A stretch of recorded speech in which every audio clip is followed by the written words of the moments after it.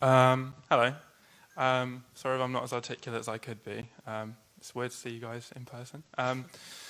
I am kind of interested in the wordplay, specifically Charlie, because I've seen the most of you online, but also Candice. But I'm afraid I have nothing to ask. But specifically Charlie, a lot of the wordplay you use, and a lot of the sources that you draw on, like the statistics, you're very good at just ramping off statistics and throwing them into the person that you're arguing.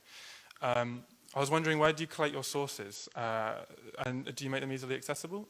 Of course. Would you like to name an example that I can cite for you now? I don't question that the things that you're saying are factual. It's more how they are phrased and how they are put to us. So, for example, the thing that you've just said now about abortion, could you quickly remind me so I don't trip over my own words? Sure, I'll do the first one. I say, a celebration of a pregnancy, why do we call that event a baby shower, not a fetus shower? Right. So that in itself sounds like, oh, right, well, that means there's a cultural acceptance of the idea that it's a baby pre-birth. But that's just a linguistic, cultural way. So I'm pro-choice, for example, but I would still call it a baby shower. That doesn't mean I culturally accept the idea that it's a baby pre-birth. I'm just using a linguistic standard. There's deeper meaning, though. Let's play this out. It's fun. So if the individual that has the baby shower decides right after the baby shower to have an abortion, what is that inside of her called?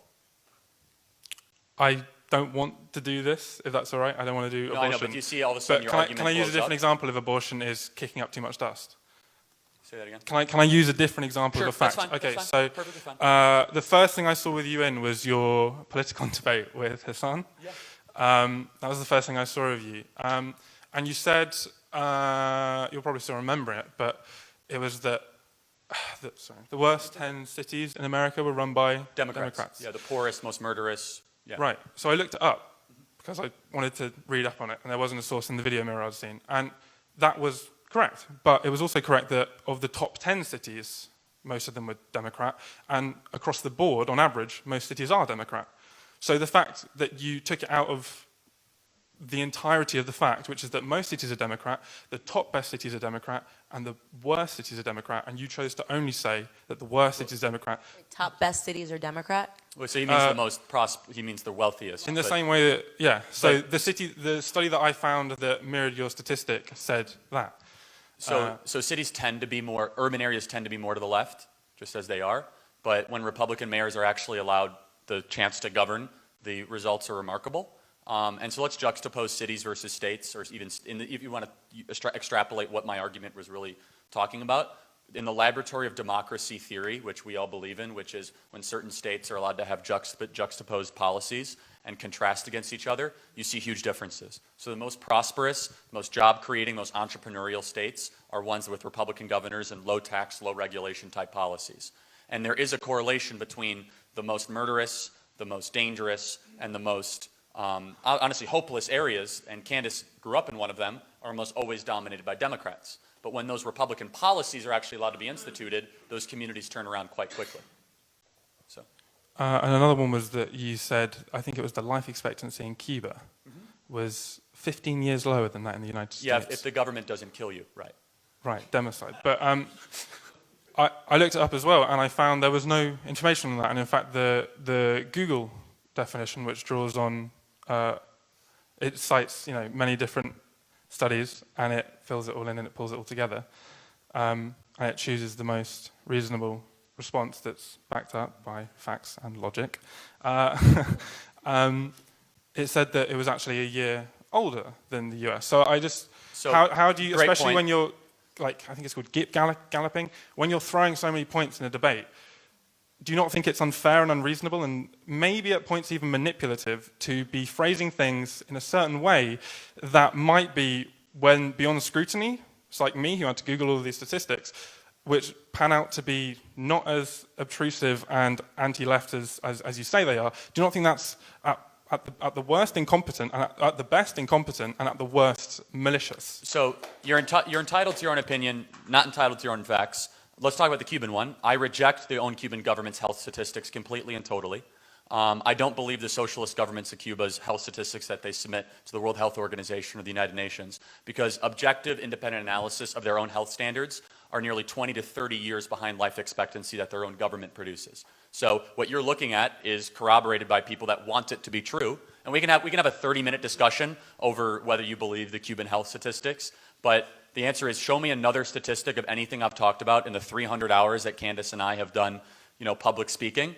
Everything I talk about, everything I do is rooted in years of research and backing and data, and I'm happy to talk about each specific one. I don't want to monopolize the time here, but I reject the premise and the insinuation that somehow I'm being reckless, because facts are not reckless. In fact, it's the basis of why we're here and what we believe.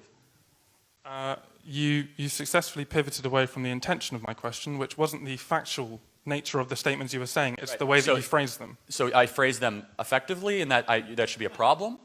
No, it's not about effectively as defined by you, as in it promotes your agenda. You pivoted quickly away from the abortion thing. Can I please finish my...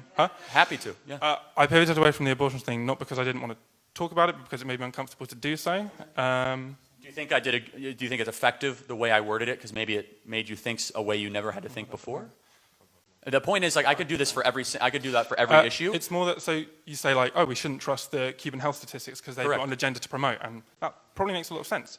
But similarly, there are people whose prime objective, as if they're still stuck in McCarthyism, is to obliterate any form of socialism and communism as an opposition to free market capitalism. And so, similarly, in the same way that we shouldn't trust the authorities in Cuba. If the root of this is capitalism versus socialism, is there an example where socialism is really thriving and worked as a concept? This is what I don't understand. It's weird to me when people come up to this discussion and it's like, at your core, you're just defending socialism, defending Cuba, defending, what are you defending? That's not the root of my question. I get what you're saying is phrasing things in a way that maybe aren't fair, because you could find something on the internet that maybe supports communism and socialism. That's essentially what you're saying, right? No, you're mischaracterizing me, actually. Okay, how am I mischaracterizing you? You're mischaracterizing me because you've generalized what I'm saying, which is that I've looked into talking points that Charlie's raised. I've found the exact studies that he's referenced, and know that they do because they actually mirror the things that he's said verbatim. So they're cited. And So I do use studies, is what you're saying. I never said you didn't, Charlie. I'm not sure where you're coming from. That's why I'm saying I'm not mischaracterizing you. I get what you're saying. You're saying, Charlie, he's saying that you say facts, but there are also alternative facts that would maybe present socialism and communism in a better way. You're saying it's unfair because of the way he's saying them, not because of... Because from what I'm getting, you're saying that he's... That's called a debate. Yeah, essentially what you're saying is he's too good at presenting his argument. Because you're saying... No, let me finish. You've just said, you went and looked over the things that Charlie said, you found them to be backed by studies, which would mean they were factual, so he's not lying, he's not mischaracterizing or using wrong data. Let me finish. You've been allowed to talk for a while now. And then, but the way he presents him in an argument when you say he's galloping maybe make his opponent afraid to talk. I don't know what it does basically to them. However, to argue with himself. The bottom line is you're saying Charlie's using facts. I don't get how that can be a disagreement. That Charlie uses facts in his arguments. You're saying that he's not presenting other facts that would defeat his debate. Yeah. So you're basically saying he should do also the job of Charlie Kirk and whoever's debating him, which is just ludicrous. In the same time. That's essentially what you're saying, is that Charlie should say, okay, you should look at a socialist country and say Venezuela people are killing their pets to eat food, etc. However, in this situation, they had really good weather and it was sunny, etc. I don't understand how you want him as one side of I'm going to finish. And by the way, another good use of this time would have been if you actually had the alternate facts and just debated Charlie. Just said yes. Instead, while you were here, as opposed to debating the concept. There's no point having your own opposition without actually getting the facts yourself to come and debate, rather than saying he uses facts too well. Yeah. Final point, and I'll let my attorneys answer the rest of the question. Again, you've mischaracterized what I'm truly saying here, which is that you're not trying to genuinely convince people. You seem to be, from the presentation of the facts that I've given you as an example, phrasing truths in a very specific way and choosing to ignore things that present it in a more balanced way to basically trick people, right? That's no. Please let me finish. Can I finish? Please let me finish. They argue their opinion. Look, fact. No, seriously. Hear me out, man. Facts are unfair. Facts, right? Facts don't care about your feelings, right? Facts are objective statehoods, right? But the way that you choose to present them, right? It's like saying if a statistic is 68%, you can't just rearrange the 68 to say 86, right? Hear me out, because that is just lying. You could rearrange it to say 32, no? You could rearrange it to say 32, the other way around. Those are both factual statements. If you say 68%... Do I need the mic? I can hear me. Oh, sure. The way that you're choosing to talk about statistics, the things that you're choosing to neglect that present things in a more balanced way, indicates that your objective here isn't to convince people based on the whole truth, but in fact to play off of people's inability to quickly respond by asking for sources. Like if you provided a source sheet, I'm struggling to articulate this, but it's just, with the example I gave you about the Democrat cities, right? That's a pretty condemning statistic that the worst cities, to summarize, are mostly Democratic. Yeah, but you didn't present the whole statistic, and that was a very purposeful choice. If you look up that study, that is Charlie's the not evidence going to that debate presented. himself. I don't under. This is very Because confusing it's not to a game, me. Candace, is But it? no, It's but not you a just game. said when he goes on campuses and he debates with people that he's not presenting facts that would try to destroy the fact that he just gave. That's No, the they're the concept of a same debate. facts, Candace. I don't see what you're That's not why it's understanding called, here. but They're that's the what same it's called a facts. debate. It's Because called it's not about, the point of a debate, if you care about humanity, if you care about improving people's welfare, should be to present objective facts based on independent studies and Which he decide does. which is what Charlie does, but choosing to neglect the entirety of the factual statement. Okay, I think this is right? now turning into like a Yelp review of Charlie Kirk, and I'm not really getting Because the he's point an of it. influential man, and his practices, and I get everyone's it. practices I need to be get it, but I'm scrutinized, saying and that yours this are is- semantically I wish you deceitful. actually had. closing, though- I wish you actually would just debate Charlie. That would, I think, would be more Yeah, productive in closing, for everybody I do here. appreciate you coming up and saying this. I will issue a challenge to the world. Anyone can come prepared with any hundreds of pages of documents to debate me, and I wish them well. Thank you.